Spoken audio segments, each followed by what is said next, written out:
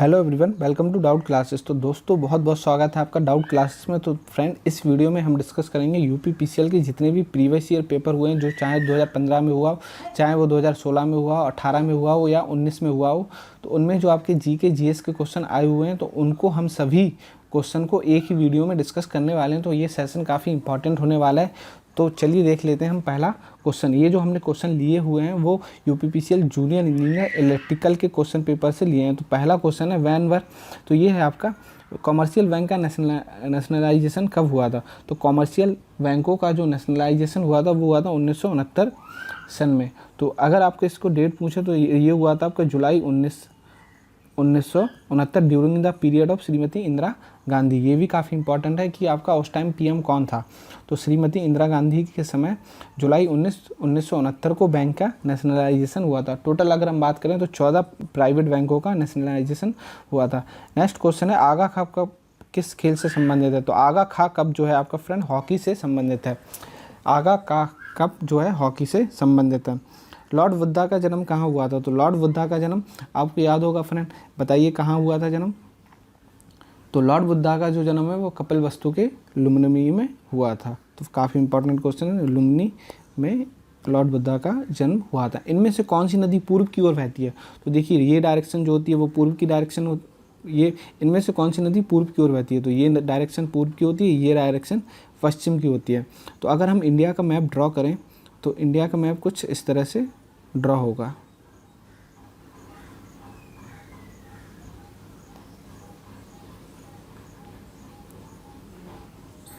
तो ये इस तरह से कुछ इंडिया का मैप ड्रॉ होगा। इसको हम छोड़ देते हैं। तो लूनी नदी जो है वो आपकी मध्य प्रदेश में कुछ इस तरह से फ्लो होती है। साबरमती जो नदी है वो आपकी अहमदाबाद यहाँ पे कहीं फ्लो होती है गुजरात में। कावेरी नदी जो है, तो कावेरी नदी है यही आपकी पूर्व की ओर फ्लो होती है, बाकी सभी पश्चिम की ओर नदियाँ फ्लो होती हैं। कावेरी नदी कर्नाटक और तमिलनाडु के बीच फ्लो होती है कुछ इस तरह से यहाँ पे। तो काफ़ी महत्वपूर्ण क्वेश्चन था। माही रिवर जो है वो आपकी यहाँ फ्लो होती है। चलिए देखते हैं नेक्स्ट क्वेश्चन। नेक्स्ट क्वेश्चन है आपका, इनमें से किस पर्वत श्रृंखला को सह्याद्री भी कहा जाता है। तो सह्याद्री कहा जाता है फ्रेंड वेस्टर्न घाट या ये हमारा पेनिनसुला इंडिया। तो यहाँ की जो पर्वतमाला है इन्हें बोला जाता है वेस्टर्न घाट, क्योंकि ये वेस्ट पार्ट में होती हैं, तो इसे बोला जाता है वेस्टर्न घाट या फिर सह्याद्री। तो कौन सा राष्ट्रीय उद्यान एक सींग वाले महान भारतीय गैंडा के लिए जाना जाता है। तो भारतीय गैंडा के लिए यानी गैंडे के लिए जाना जाता है वो है आपका असम, जो कि है काजीरंगा नेशनल पार्क, जो कि है आपका असम में। काफ़ी महत्वपूर्ण क्वेश्चन है फ्रेंड। चलिए देखते हैं next question. Which among the following was the contemporary of Genghis Khan. Genghis Khan के समकालीन थे हमारे इल्तुतमिश। तो इल्तुतमिश जो थे लगभग 12वीं आपकी शताब्दी के आसपास थे। चलिए देखते हैं आपका नेक्स्ट क्वेश्चन। नेक्स्ट क्वेश्चन है, इनमें से कर्क रेखा किससे होकर गुजरती है। तो कर्क रेखा गुजरने की फ्रेंड ये जो ट्रिक होती है, देखिए अगर ये हमारा इंडिया है,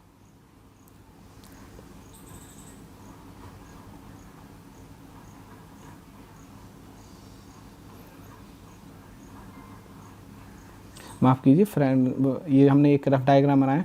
तो कर्क रेखा जो गुजरती है वो कुछ इस टाइप से गुजरती है। तो कर्क भारत के राज्यों से कर्क रेखा टोटल अगर हम बात करें तो 8 राज्यों से होकर गुजरती है। 8 राज्यों से होकर गुजरती है। तो अगर हम बात करें किन किन राज्यों से गुजरती है, तो इसकी एक फ्रेंड ट्रिक है, गरम छा पत्रम झा।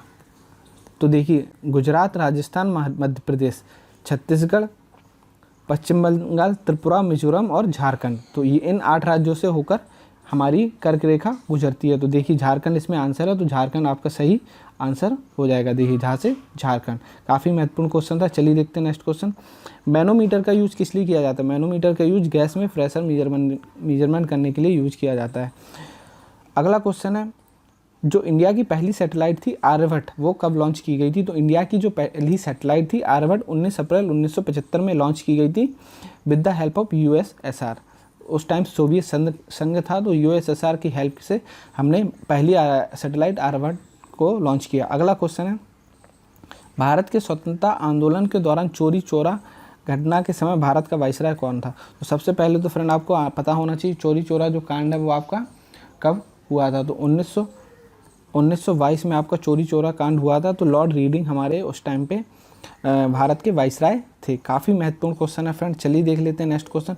ये क्वेश्चन पूरे हमने यूपीपीसीएल से ही लिए हैं, जो पेपर आपके 2015, 2016, 2018, 2019 में कंडक्ट किए हैं। तो ये सेशन काफ़ी महत्वपूर्ण है। चलिए देखते हैं नेक्स्ट क्वेश्चन। नेक्स्ट क्वेश्चन है इनमें से which of the following agency is responsible for mapping and exploration of mineral in India. Mapping और एक्सप्लोरेशन मतलब तो मिनरल के एक्सप्लोरेशन के लिए कौन सी एजेंसी रिस्पॉन्सिबल है? तो जियोलॉजिकल सर्वे ऑफ इंडिया। काफ़ी महत्वपूर्ण क्वेश्चन है। चलिए देखते हैं next question. Geological survey of India ये मिनरल एक्सप्लोरेशन के लिए इम्पॉर्टेंट है, तो रिस्पॉन्सिबल है। Which of the following state is the Tahri dam. तो टहरी डैम फ्रेंड कहाँ पर है? टहरी डैम है आपका उत्तराखंड में, और ये बना हुआ है आपका भागीरथी रिवर पर।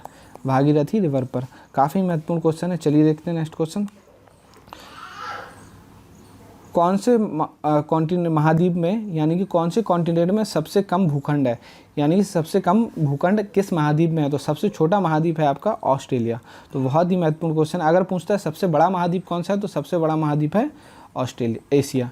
तो सबसे छोटा है ऑस्ट्रेलिया, सबसे बड़ा है एशिया। चलिए देखते हैं नेक्स्ट क्वेश्चन। नेक्स्ट क्वेश्चन है निम्नलिखित में से वह प्रथम व्यक्ति कौन था जिसने यह कहा कि भारत में गरीबी औपनिवेशिक शासक के दौरान हुई है? तो गरीबी की जब भी बात होती है तो उस टाइम पे दादा भाई नौरोजी काफ़ी इंपॉर्टेंट हो जाते हैं। तो दादा भाई नौरोजी इसका सही आंसर है। चलिए देखते हैं नेक्स्ट क्वेश्चन। नेक्स्ट क्वेश्चन है राजस्थान के किस जिले में दिलवाड़ा का जैन मंदिर है? तो सबसे पहले तो दिलवाड़ा का जो मंदिर है वो जैन मंदिर है, और ये कहाँ पर है? राजस्थान में। और राजस्थान के भी किस जिले में? सिरोही जिले में है। निम्नलिखित में से कौन सी गैस ग्रीन हाउस गैस नहीं है? तो हाइड्रोजन आपकी ग्रीन हाउस गैस नहीं है। धोने के सोडे वॉशिंग सोडा जो होता है उसके लिए कौन सा रासायनिक नाम है? तो सोडियम कार्बोनेट आपका वॉशिंग सोडा के लिए आपका रासायनिक नाम है। अगला क्वेश्चन है इनमें से कौन सा महाद्वीप परंपरागत रेशम मार्ग का हिस्सा नहीं है? तो जो आपका सिल्क रूट है, फेमस सिल्क रूट आपको पता होगा, फेमस सिल्क रूट है जो पश्चिम को जोड़ता है। तो ये पूरा एशिया को कवर करता है, एशिया से होकर यूरोप में जाता है, लेकिन उत्तरी अमेरिका इसका हिस्सा नहीं है। उत्तरी अमेरिका कहीं से भी इसका हिस्सा नहीं है। देखते हैं अपना next question. Famous silk route जो है वो चाइना का पार्ट था, चाइना से होकर इंडिया में आता है, और इंडिया से होकर साउथ अफ्रीका यानी कि अफ्रीका में जाता है, एशिया में जाता है, एंड यूरोप में भी जाता है। तो आपका सिल्क रूट अमेरिका में नहीं जाता है। देखते हैं नेक्स्ट क्वेश्चन। रामायण के हिंदू महाकाव्य के अनुसार दुर्लभ जड़ी बूटी का नाम बताएं जिसे हनुमान जी तीर से घायल लक्ष्मण को बचाने के लिए लाए थे? तो संजीवनी उसका नाम था। चलिए देखते हैं नेक्स्ट क्वेश्चन।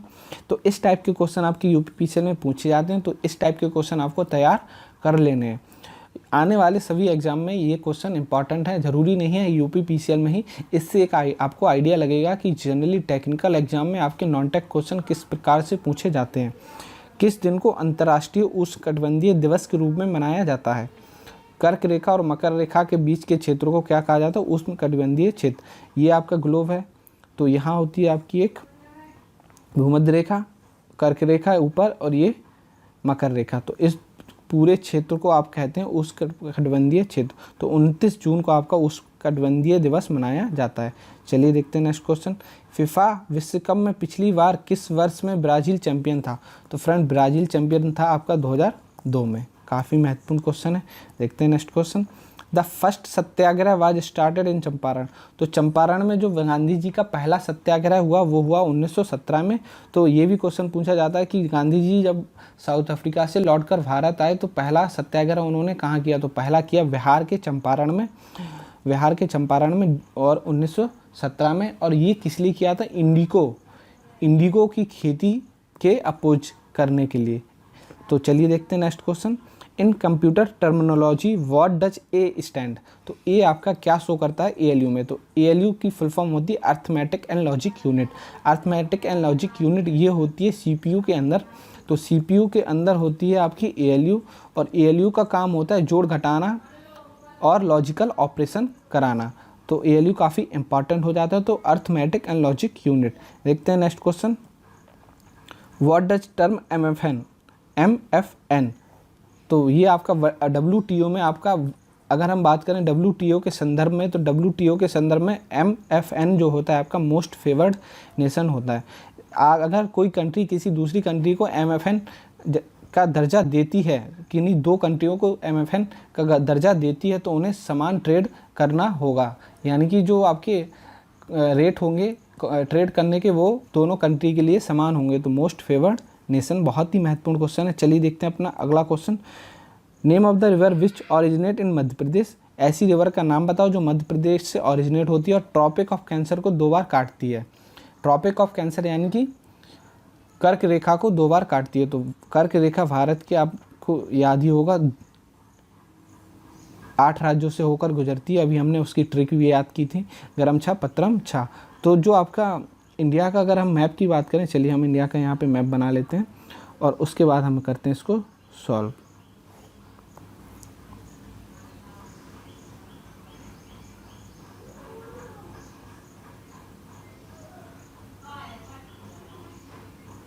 तो कुछ इस प्रकार से मैप बनेगा इंडिया का। हाँ, तो मध्य प्रदेश आपका यहाँ आपका पड़ता है। तो कर्क रेखा जो काटती है वो कुछ इस प्रकार से काटती है आपकी।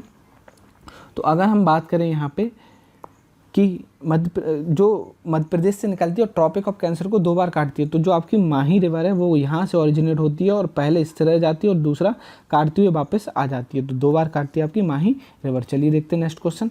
Which of the following name of reptile. इनमें से कौन सा एक रेप्टाइल का नाम है जो कंप्यूटर प्रोग्रामिंग लैंग्वेज भी है, जिसके नाम पर कंप्यूटर प्रोग्रामिंग लैंग्वेज भी है। तो ब्लैक मामा नहीं है, किंग कोबरा नहीं है, ब्लैक वाइपर नहीं है, पाइथन। पाइथन आपकी लैंग्वेज भी है और आपका रेप्टाइल भी है, स्नेक है। तो चलिए देखते हैं अपना अगला क्वेश्चन। Earthquake are produce due to sliding of rock along fault plane. तो अर्थक्वेक जो आते हैं आपके भूकंप जो आपके आते हैं वो प्लेट टेक्टोनिक की वजह से आते हैं। प्लेट टेक्टोनिक जनरली क्या होता है फ्रेंड, हमारा जो कॉन्टिनेंट है भूमध्य, ये जिस पे लैंड है हमारा वो प्लेटों से मिलके बना होता है। तो ये मान लीजिए लैंड है और ये जुड़ा हुआ पार्ट है। तो जब ये प्लेटें खिसकती हैं तब हमारे क्या होते हैं, अर्थक्वेक आते हैं। चलिए देखते हैं नेक्स्ट क्वेश्चन। नेक्स्ट क्वेश्चन है as per constitution of India to be eligible for appointment at high court का जज एलिजिबल अपॉइंट करने के लिए क्या एलिजिबिलिटी होनी चाहिए। तो 10 ईयर का आपके पास एक्सपीरियंस होना चाहिए जुडिशियल ऑफिस में इन इंडिया। बहुत ही महत्वपूर्ण क्वेश्चन है। चलिए देखते हैं नेक्स्ट क्वेश्चन। तो नेक्स्ट क्वेश्चन है आपका during the life time of Buddha भगवान के लाइफ के समय जो आपके महाजनपद थे वो कितने पार्ट में डिवाइडेड थे। तो महाजनपद आपने पढ़ा होगा 16 पार्ट में डिवाइडेड थे। तो अगला आपका स्वदेशी मूवमेंट जो आपका हुआ था वो किसका रिजल्ट था। तो स्वदेशी मूवमेंट जब हुआ आपका वो आपका था बंगाल विभाजन का रिजल्ट था, जो कि कराया गया था आपके लॉर्ड कर्जन द्वारा 1905 में। काफ़ी महत्वपूर्ण क्वेश्चन है। चलिए देखते हैं नेक्स्ट क्वेश्चन। कोंकणी, मणिपुरी और नेपाली 1992 में भारतीय संविधान में भाषाओं की सूची में 71वें संशोधन के द्वारा जोड़ी गई। काफ़ी महत्वपूर्ण क्वेश्चन है फ्रेंड, इसको आप याद कर लीजिए और इसी टाइप के क्वेश्चन संविधान संशोधन पे और भी आप चेक कर सकते हैं। जैसे आपका 61वां संविधान संशोधन बहुत ही महत्वपूर्ण है, 42वां संविधान संशोधन बहुत महत्वपूर्ण है, 44वां संविधान संशोधन बहुत महत्वपूर्ण है। तो ये संशोधन आपको कर लेने हैं। निम्नलिखित में से कौन सा दुनिया का सबसे बड़ा उष्णकटिबंधीय वर्षावन है। तो उष्णकटिबंधीय वर्षावन है आपका अमेजन। तो बहुत ही महत्वपूर्ण क्वेश्चन है। चलिए देखते हैं अपना अगला क्वेश्चन। पैडोजेनेसिस क्या है। तो पैडोजेनेसिस फ्रेंड मिट्टी के गठन की प्रक्रिया है। पैडोजेनेसिस बहुत ही इंपॉर्टेंट क्वेश्चन है। चलिए देखते हैं अगला क्वेश्चन। भारत के खिलाफत आंदोलन की शुरुआत कब हुई। तो 1919 में हुई है, नवंबर में खिलाफत आंदोलन की शुरुआत। तो फ्रेंड ये क्वेश्चन हमने यूपीपीसीएल से ही लिए हुए हैं, यूपीपीसीएल जूनियर इंजीनियर के पेपर से। तो काफ़ी महत्वपूर्ण सेशन है ये। तो अगर आपको हमारा सेशन अच्छा लग रहा हो तो नीचे एक लाल बटन होगा, उसको ज़रूर दबा दें। चलिए देखते हैं आपका अगला क्वेश्चन। अगला क्वेश्चन, भारत के संविधान के अनुच्छेद में कौन सा आर्टिकल है जो आपकी अनटचेबिलिटी को समाप्त करता है। तो आर्टिकल 17 जो है आपका अनटचेबिलिटी के किसी भी फॉर्म को, किसी भी चलन को समाप्त करता है। चलिए देखते हैं आपका अगला क्वेश्चन। कंप्यूटर शब्दावली के अनुसार 1 मेगाबाइट कितना होता है। तो 1 मेगाबाइट आपका इक्वल टू होता है आपका 1024 किलोबाइट। अगर हम बात करें 1 किलोबाइट कितना होता है, 1 किलोबाइट होता है आपका 1024 बाइट। और 1 बाइट आपका कितना होता है, 1 बाइट आपका होता है 8 बिट। तो फ्रेंड ये होता है पूरा कॉम्बिनेशन। तो इसी के आधार पर आपका आगे बढ़ता चला जाता है। चलिए देखते हैं आपका अगला क्वेश्चन। संविधान के किस अनुच्छेद में यह प्रावधान है कि अनुसूचित जाति अनुसूचित जनजाति के लिए सीटें आरक्षण होंगी। तो 243 डी में ऐसा प्रावधान है। काफ़ी महत्वपूर्ण क्वेश्चन हो जाता है, ये क्वेश्चन जनरली पूछ लिया जाता है। चलिए देखते हैं आपका अगला क्वेश्चन। तो अगला क्वेश्चन है आपका, भारतीय संविधान की किस अनुसूची में दल बदल का प्रावधान है? तो अनुसूची 10 में, तो दा से 10 और दा से दल बदल, तो दा से 10वीं अनुसूची में प्रावधान है। कुल अनुसूचियाँ 12 हैं। तो बहुत ही महत्वपूर्ण क्वेश्चन है। ओडिशा राज्य के संबलपुर में लगभग 15 महानदी पर कौन सा बांध बना हुआ है? तो हीराकुंड बांध जो है आपका महानदी पर बना हुआ है। बहुत ही इंपॉर्टेंट क्वेश्चन है हीराकुंड बांध। चलिए देखते हैं अगला क्वेश्चन। भारत के संविधान में प्रस्तावना में 1976 में संशोधन किया गया कौन सा? देखिए हमने कहा था फ्रेंड 42वां संशोधन बहुत ही इंपॉर्टेंट है, इसको आपको याद करना है। इसकी ईयर भी काफ़ी इंपॉर्टेंट है। 1976 में आपका 42वां संविधान संशोधन हुआ था, जिसे आपका मिनी कॉन्स्टिट्यूशन भी बोला जाता है, मिनी कॉन्स्टिट्यूशन। तो बहुत ही महत्वपूर्ण क्वेश्चन है। चलिए देखते हैं अगला क्वेश्चन। अगला क्वेश्चन है मॉडम से आप क्या समझते हैं? देखिए मॉडम जो होता है MODEM, तो इसका अगर आप ब्रेक डाउन करेंगे तो MO का मतलब होता है मॉड्यूलेशन और DM का मतलब होता है डीमॉड्यूलेशन, मॉड्यूलेशन डीमॉड्यूलेशन। तो मॉडम जो होता है वो मॉड्यूलेशन और डीमॉड्यूलेशन कराता है। चलिए देखते हैं अगला क्वेश्चन। अगला क्वेश्चन है आपका, निम्नलिखित में से किस खिलाड़ी का उपनाम हिटमैन है? तो हिटमैन है आपका नाम रोहित शर्मा का। अगर हम बात करें फ्रेंड गब्बर की, तो गब्बर है हमारे शिखर धवन, जो कि बहुत ही बढ़िया प्लेयर हैं। देखते हैं आपका अगला क्वेश्चन। 1 टेराबाइट आपके कितने के बराबर होता है? तो 1 TB जो होता है आपका बराबर होता है 124 GB के। अगर हम 1 GB की बात करें तो 1 GB इक्वल टू होता है आपका 124 MB के। तो ये फ्रेंड टर्मिनोलॉजी काफ़ी इंपॉर्टेंट हो जाती है। चलिए देखते हैं आपका अगला क्वेश्चन। अगला क्वेश्चन है, इंडियन नेशनल कांग्रेस की स्थापना कब हुई और कब संस्कृत विद्यालय के परिषद में किस वर्ष की गई? तो 1895 में आपकी INC की स्थापना की गई। तो बहुत ही इंपॉर्टेंट क्वेश्चन है, बम्बई में आपकी इसकी स्थापना हुई थी। चलिए देखते हैं अगला क्वेश्चन। अगला क्वेश्चन है, किसी भी प्रकार का कोई सॉफ्टवेयर जो किसी गलत इरादे से लिखा गया है, कंप्यूटर शब्दावली के अनुसार जाना जाता है। मालवेयर जो होते हैं फ्रेंड, वो आपके एक तरह से वायरस होते हैं जो आपके हार्म कर सकते हैं आपके कंप्यूटर को, सिस्टम को या PC को। तो फ्रेंड यहाँ पे बहुत ही इंपॉर्टेंट क्वेश्चन हमने डिस्कस किए हैं। चलिए देख लेते हैं एक और क्वेश्चन। तो इन क्रिप्स मिशन की विफलता के बाद भारत छोड़ो आंदोलन कब हुआ? तो तो ये आपका है भारत छोड़ो आंदोलन कब हुआ? तो 1942 में। तो 1942 में आपका हुआ है भारत छोड़ो आंदोलन। तो चलिए देखते हैं आपका अगला क्वेश्चन। निम्नलिखित में से कौन सा जीवमंडल भंडार ओडिशा में है? तो बायोस्फीयर रिजर्व इनमें से कौन सा कहाँ है? ओडिशा में। तो सिमलीपाल जो है आपका वो ओडिशा में है। तो बहुत ही महत्वपूर्ण क्वेश्चन है। चलिए देखते हैं आपका अगला क्वेश्चन। तो अगला क्वेश्चन है आपका, इन कंप्यूटर टर्मिनोलॉजी में आपका जो बैंडविड्थ होता है वो ये शो करता है कि आपका कोई डेटा कितना फास्ट ट्रैवल कर रहा है यहाँ से वहाँ। जितनी ज़्यादा बैंडविड्थ होगी उतनी ही ज़्यादा स्पीड होगी। अगला है nickname given to Shoaib Akhtar. Shoaib Akhtar का जो निकनेम है वो आपका दिया गया है रावलपिंडी एक्सप्रेस। बहुत ही इंपॉर्टेंट क्वेश्चन। 1936 में जो आपका INC का, इंडियन नेशनल कांग्रेस का लखनऊ में उत्तर प्रदेश में अधिवेशन हुआ था, उसकी अध्यक्षता किसने की थी? तो फ्रेंड 1936 INC से जनरली एक क्वेश्चन पूछ लिया जाता है और जनरली अधिवेशन से ही क्वेश्चन पूछा जाता है। तो लखनऊ अधिवेशन की अध्यक्षता जो कि 1936 में हुआ था उसकी की थी जवाहरलाल नेहरू ने। तो श्री जवाहरलाल नेहरू जी ने इसकी अध्यक्षता की थी और इनकी ही अध्यक्षता में ये डिसाइड हुआ था। ये सेशन इसलिए इम्पॉर्टेंट है क्योंकि यहाँ पे डिसाइड हुआ था कि इंडिया एक सोशल कंट्री रहेगा। तो सोशलिस्ट आइडिया जो था वो 1936 में ही आया। तो ये भी क्वेश्चन पूछ लिया जाता है। चलिए देखते हैं अगला क्वेश्चन। भारतीय संविधान में निम्नलिखित में से कौन सी विशेषता संयुक्त राज्य अमेरिका से ली गई है? तो USA से क्या लिया गया है? मौलिक अधिकार यानी कि फंडामेंटल राइट। बहुत ही इंपॉर्टेंट क्वेश्चन। तो फंडामेंटल राइट हमारे USA से लिए गए हैं। अगला क्वेश्चन, भारत के संविधान की किस अनुसूची में असम, मेघालय, त्रिपुरा और मिजोरम में जनजातीय क्षेत्रों के प्रशासन के लिए विशेष प्रावधान प्रदान करती है? तो 6ठी अनुसूची जो है वो आपकी इन राज्यों से संबंधित है, विशेष अधिकार से संबंधित है। अगला क्वेश्चन है, कांजीरंगा नेशनल पार्क आपका है असम में। तो कांजीरंगा जो नेशनल पार्क है वो आपका है असम में। तो फ्रेंड इस सेशन में हमने काफ़ी इंपॉर्टेंट क्वेश्चन डिस्कस किए हैं, तो जो कि ये सारे क्वेश्चन यूपीपीसीएल में आए हुए थे जूनियर इंजीनियर इलेक्ट्रिकल के एग्जाम में। तो ये सेशन काफ़ी इंपॉर्टेंट हो जाता है। हमने एक ही वीडियो में आपके लिए सभी पेपरों के क्वेश्चन डाले हुए हैं, तो ये सेशन काफ़ी इंपॉर्टेंट है। अगर आपको वीडियो अच्छा लगा हो तो नीचे एक लाल बटन होगा, उसको दबा दीजिए, और लाल बटन अगर आपने दबा दिया तो ऊपर एक घंटी होगी, उसे भी बजा दीजिए। तो फ्रेंड वीडियो अगर अच्छा लगा हो तो हमारे चैनल को सब्सक्राइब और लाइक करना ना भूलें। अगर आपको इस वीडियो लेक्चर की PDF चाहते हैं तो हमारे टेलीग्राम चैनल पर उपलब्ध है। तो फ्रेंड बहुत बहुत धन्यवाद, थैंक यू।